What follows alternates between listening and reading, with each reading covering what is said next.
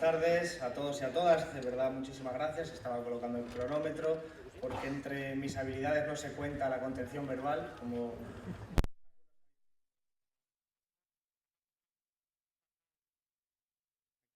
De verdad, apoyando a los dos candidatos en un proceso muy intenso, que es el proceso electoral, como siempre, pero también en un momento político muy complejo, un momento político en el que, como decían Marx y Engels, todo lo sólido se desvanece en el aire, en el que el suelo se mueve bajo nuestros pies y en el que nos cambian los códigos, las referencias sobre cómo interpretar la política en algunos casos y en el que nos lleva a una situación compleja, volátil, de cierta incertidumbre y donde hay que hacer prevalecer los principios y valores de la izquierda. Eso es lo que venimos a reivindicar. Una candidatura de esta naturaleza lo que hace en última instancia es elevar la dignidad de la política, elevar el nombre de la política, elevar en cierta medida el carácter ético también de la política.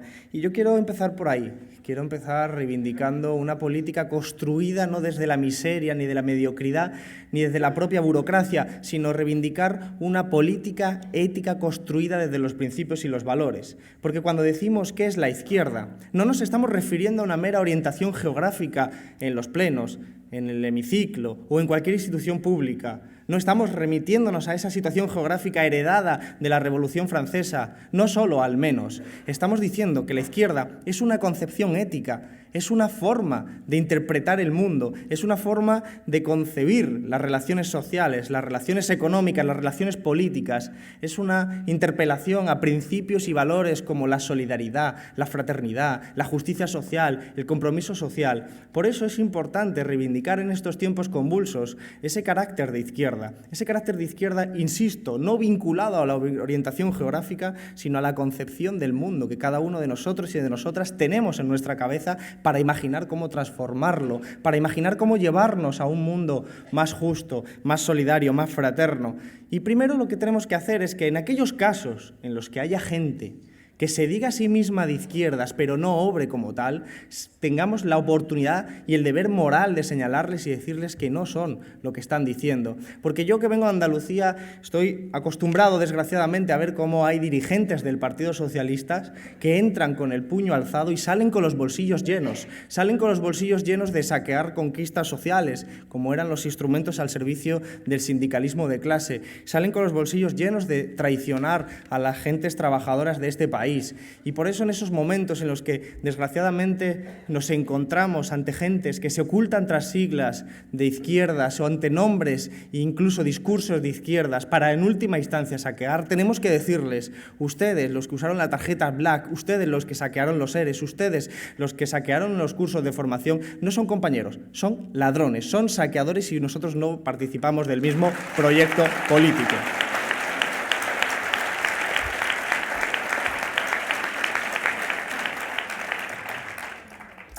Y en esa concepción ética, en esa concepción que queremos elevar, tenemos que hablar del discurso y de los principios.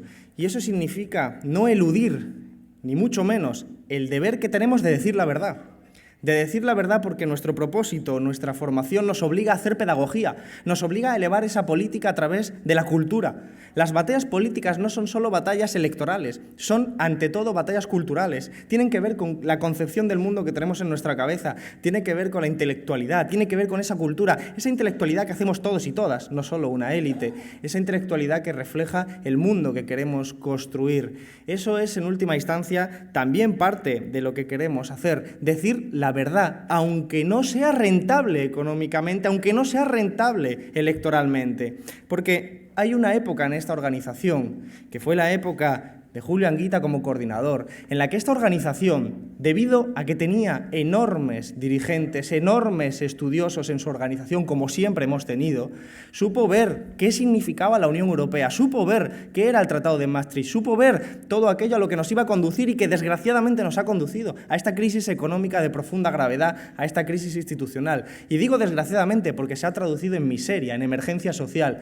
Pero esa formación de entonces, esa formación de aquellos años, en realidad fuimos continuamente atacados por el sistema político, por la élite, por la oligarquía financiera, por la oligarquía económica, por la oligarquía política, que nos intentaba insultar, ridiculizar, caricaturizar? ¿O no recordamos acaso ya aquellos tiempos en los que en los guiñoles de Canal Plus aparecía nuestro coordinador general como luchando contra los molinos, porque nos llamaban locos, nos llamaban utópicos, nos llamaban muchas cosas, pero ¿sabéis lo que no nos pudieron llamar? Ladrones ni corruptos. Nunca nos pudieron llamar ladrones ni corruptos, porque defendíamos nuestras ideas y defendíamos esas ideas a pesar de la rentabilidad electoral que pudieran o no tener. Porque la izquierda siempre ha estado vinculada con los derechos de la Ilustración, con los principios de esa Ilustración, esos principios que también derivan de aquel mito de la caverna de Platón, de que queremos salir de la ignorancia, queremos salir del desconocimiento, queremos dotarnos de herramientas para saber qué significa, queremos conocer la verdad, queremos saber cómo nos estafan y quién nos estafan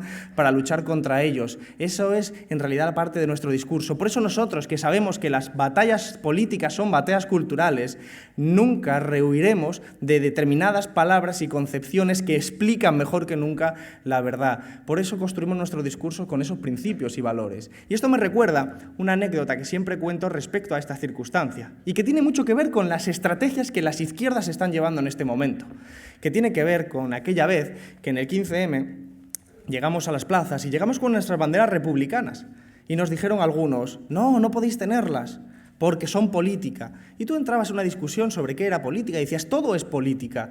Pero esas mismas personas te decían al tiempo, nos vamos a llamar los indignados. Y decías tú, ¿los indignados por qué? ¿Los indignados por qué? Y decían, pues porque hay un tipo, un brillante referente, que ha escrito un libro que se llama Los Indignados, y por lo tanto esa es la razón y la explicación. Y respondías, ¿y quién es ese tipo para que ciertamente nos ponga el nombre a nosotros y a nosotras? Decían, se llama Stefan Hessel y fue un resistente contra los nazis en la Francia de la Segunda Guerra Mundial. ¡Qué paradoja! ¡Qué paradoja! Qué paradoja, porque fue la bandera republicana la primera que entró en Francia a liberar Francia de los nazis. Qué paradoja que las mismas personas que nos estaban diciendo que no lleváramos banderas republicanas ignoraran de dónde venimos, porque al ignorar de dónde venimos, y eso es lo dramático, no seremos capaces de entender qué fuimos como pueblo, qué somos como pueblo y qué queremos ser como pueblo.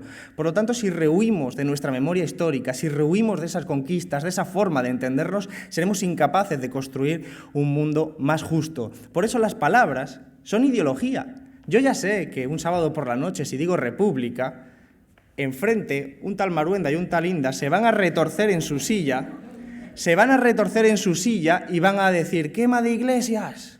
Yo ya sé que va a ocurrir eso, pero la batalla política, la batalla cultural se encuentra en ese espacio también. Yo no voy a renunciar a la República, porque la República significa muchas cosas. Significa una jefatura de Estado elegida democráticamente, pero significa agua y luz para todo el mundo, trabajo para todo el mundo, vivienda para todo el mundo, derechos democráticos, revocatorios, referéndum, iniciativas legislativas popular, participación democrática y popular en la política. Eso es lo que significa república. Y tengo que disputársela, aunque sea con Maruenda, aunque sea con Inda y aunque sea con quien se ponga delante, porque son batallas políticas, es lo que le llega a la gente. No voy a esconderme para no hablar de república, porque eso es una estrategia profundamente indigna desde los valores de la izquierda, pero también profundamente errónea, porque en el fondo es vaciar el mensaje para que cualquier persona con más recursos, más habilidad o más sutileza te los pueda robar y pueda cambiar el curso de los acontecimientos. Un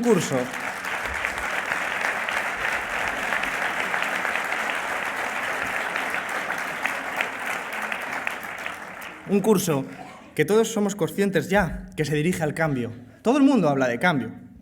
Y es normal. Desde Heródoto sabemos que todo cambia, que nada permanece. Efectivamente ya estamos ante una situación de cambio. Pero ante eso, estemos alerta. Estemos alerta por una circunstancia. Decía Marx que si la apariencia y la esencia coincidiesen, no haría falta ciencia, porque tendríamos que salir a la calle, mirar alrededor un día soleado y darnos cuenta de que el Sol gira alrededor de la Tierra. Pero gracias a la ciencia, gracias al análisis crítico, sabemos que eso no es así, porque lo que era la apariencia era mera falsedad y que la esencia es otra cosa. Por lo tanto, estemos atentos a que los cambios no sean cambios de mera apariencia, porque nosotros sí queremos un cambio, queremos una transformación, queremos que cambie este orden social profundamente injusto, pero queremos que cambie su esencia, no la apariencia. Por eso, cuando hablan de regeneración democrática, seamos muy claros. Regeneración democrática no significa cambiar las caras y las cabezas que tienen canas por gente más joven. Porque en realidad Pedro Sánchez es lo mismo que Rubalcaba y Rubalcaba es lo mismo que Felipe González, representan el mismo proyecto político. A nosotros lo que nos interesa es que cambie la concepción de la política hacia una concepción más justa, más coincidente con los valores y principios de la izquierda. Y sepamos que no se trata de quedarnos como estamos o cambiar. Ya se sabe que vamos a cambiar. La pelea es hacia dónde vamos a cambiar. Y lo que no queremos es que triunfe la derecha y la oligarquía económica y política de este país, porque es la que está configurando un país para ser saqueado, para dirigirnos a un orden social que están ya construyendo. Su horizonte, el horizonte de la derecha, es un horizonte de la precariedad permanente, de la regresión laboral, de la represión permanente. ¿Cuánto tiempo hace que no había más de 300 sindicalistas en los juzgados por defender derechos sociales conquistados? ¿Cuánto tiempo hace que no había tantas sanciones por ir a una manifestación, a una concentración? ¿Cuánto tiempo hace, por ejemplo, que se había convertido en norma el trabajo temporal? El 90% de los contratos en este momento son temporales, de los que se firman cada mes. Y de ellos, la mayoría parciales. De hecho, se ha duplicado el número de contratos de un día de duración. De un día de duración. Desde el año 2008 hasta el 2011 se han duplicado los contratos que se firman al mes de un día de duración. Eso significa obligar a la ciudadanía, a las gentes trabajadoras a vivir a salto de mata, sin capacidad para ni siquiera conformar una familia, para desarrollar su vida en dignidad. Y eso, junto a lo que es el saqueo de lo público, el saqueo de los hospitales, el saqueo de los colegios, el apoyo a las concertadas y todo de lo que nuestros candidatos saben de lujo porque son ante ese tipo de fenómenos ante los que se encuentran. Pero no son fenómenos azarosos, son fenómenos que tienen una explicación, caminan hacia un orden social dirigido por esa oligarquía económica, ese saqueo que ha sido Aena, ese saqueo que fue Endesa. ¿Cómo se puede permitir en nuestro país que en este momento haya gente que no pueda pagar la luz, pagar el agua o tener siquiera una vivienda, cuando nos sobran viviendas y teníamos empresas estratégicas que ahora deberían ser nacionalizadas para permitir a todo el mundo que tenga capacidad de tener luz y agua? Y eso es lo que tenemos que reivindicar, políticas de izquierdas para la mayoría social, darle la vuelta a ese orden social que nos están planteando, porque es un momento de emergencia social. Es un momento de emergencia social en lo económico y es también un momento de emergencia social en lo político. Seamos nítidos, el Partido Popular es una trama de corrupción que se presenta a las elecciones. No es un partido político al uso, es una trama de corrupción que se presenta a las elecciones. Y hoy lo que vemos son las cloacas del sistema económico y de las políticas que llevaron a cabo, a las que llamaron y definieron profundamente erróneamente milagro económico. El único milagro económico de Rodrigo Rato fue no haber entrado en la cárcel hasta el 2015. Y el segundo milagro ha sido salir tan rápido. ¿Por qué? Porque la propia justicia forma parte de esa trama de corrupción en muchos casos, desgraciadamente, que, como decía Eduardo Galeano, opera esa justicia como las serpientes, que solo muerden a los descalzos y aquellos que están bien calzados ni les toca. Esa es la justicia, desgraciadamente, de la doble vara de medir ante la que nos encontramos y un orden social del desempleo permanente, hacia donde nos dirigen, es hacia un nuevo orden social profundamente regresivo en el que prácticamente podríamos decir que se establece una crisis permanente, una crisis estructural, una crisis en la que permite dispararse la desigualdad, en la que permite dispararse las privaciones. Y ante ese orden social es al que tenemos que estar unidos en torno a un programa, unida la izquierda, las convicciones de izquierdas para poder revertirlo. Porque la conclusión de todo esto es que no nos jugamos las próximas elecciones. En este ciclo electoral no nos jugamos solo las próximas elecciones, nos jugamos las próximas generaciones, porque lo que está en juego es una forma de vivir, un modelo de sociedad. Y ante eso, por supuesto, generosidad a la hora de contar con todo el mundo, desde los principios y valores de la izquierda, desde la irrenunciabilidad de esos principios y de esas políticas que son las necesarias para luchar contra esta situación. Pero también culturalmente. Hay una batalla cultural que hemos perdido. Nuestra Constitución de 1978 es el reflejo complejo de una situación muy compleja, la de la transición. Gentes que luchaban en la calle para traer la democracia, sufriendo la represión, sufriendo incluso con sus propias vidas. Pero consiguieron cimentar el Estado social, que se tradujo finalmente en sanidad pública, educación pública, pensiones públicas. Pero esa propia Constitución también tenía lastres, productos del anterior régimen. Y ante esa circunstancia, sin embargo, llegamos a una Constitución que garantizaba derechos sociales para todo el mundo. Uno de los artículos lo puse hace ya 2 años, en Internet, en Twitter, una red social, sin decir que era un artículo de la Constitución, el 128, pero sin decirlo. Toda la riqueza del país debe estar subordinada al interés general. Es un artículo precioso, lo puse tal cual. Y sin embargo empezó a contestarme la gente de clase trabajadora, también diputados del PP, un montón de gente a decirme comunista, que lo soy, lo que pasa es que ellos lo decían con otro tipo de ánimo, comunista totalitario, que va a ser lo siguiente, saquear supermercados, empujar cajeras, etcétera, etcétera. Claro, la pregunta es, ¿qué ha pasado con nuestra Constitución para que artículos que están ahí parezcan escritos hoy por Izquierda Unida? ¿Qué ha pasado en nuestra Constitución? ¿Qué desplazamiento cultural tan regresivo ha ocurrido en nuestro país para que lo que antes era normal ahora parezca de extrema izquierda? Claro, un profesor y compañero de departamento, amigo mío, me decía, Alberto, yo hace 30 años era de centro. Había profesores a la derecha, profesores a la izquierda. Dice, y ahora 30 años después estoy en la extrema izquierda y no me he movido. Se han ido todos a la derecha. Esa es la batalla cultural que existe.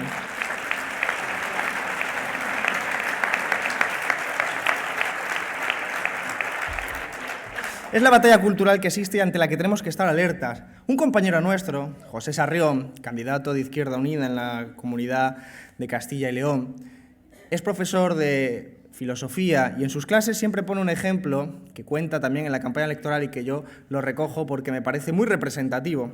Él empieza las clases y les pregunta a sus alumnos que cuál es el país, el gobierno del país más malo del mundo. Y la gente empieza a decir, Venezuela, Cuba, y lo va anotando en la pizarra, Venezuela, Cuba. Inmediatamente les pregunta, ¿quiénes son los presidentes de estos países? Todo el mundo lo sabe. Raúl Castro, Maduro. Bien, y les pregunta a continuación, ¿y habéis estado alguna vez en esos países? Nadie ha estado nunca en esos países. Inmediatamente coge y le pregunta, ¿cuál es el presidente de Portugal? Nadie tiene ni idea.